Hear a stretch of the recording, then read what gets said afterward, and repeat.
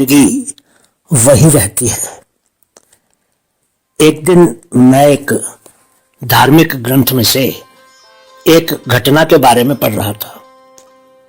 ऋषि चाणक्य ने बहुत ही बाकमाल और सुंदर साखी लिखी थी।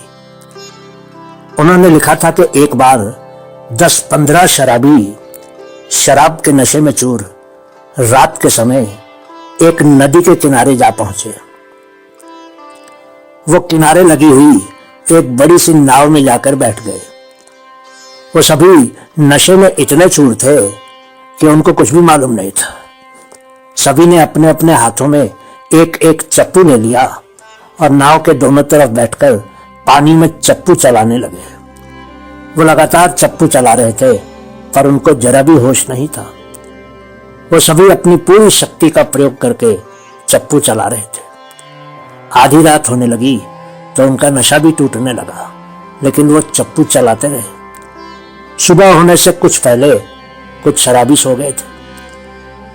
कुछ देर के बाद जब सुबह का प्रकाश हुआ तो उनका नशा पूरी तरह से गायब हो चुका था। जैसे ही सुबह का प्रकाश हुआ, एक ने अन्य साथियों से पूछा, दोस्तों रात भी बीत गई, लेकिन ये तो बताओ कि हम लोग कहां तक पहुंचे हैं। सभी ने उसकी तरफ देखा और फिर एक ने कहा, दोस्त हम कहीं भी नहीं पहुंचे। हम रात भर चप्पू चलाते रहे, पर जिस रस्से से नाव को नदी के किनारे पर बांधा गया था, उस रस्से को तो हमने खोला ही नहीं था। हमने बेकार में खुद को रात भर चप्पू चलाकर थका लिया है।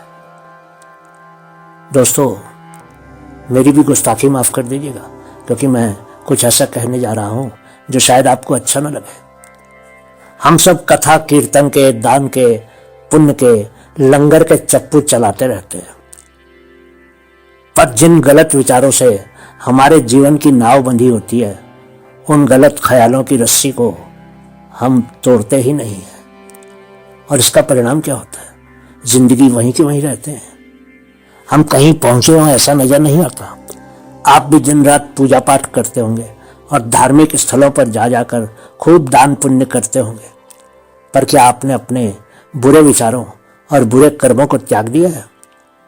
और अगर आपकी नाव भी अभी भी बंधी हुई है तो तुरंत ही रस्से को खोल दीजिए, क्योंकि अभी भी देरी नहीं हुई है। जरा सोचिएगा।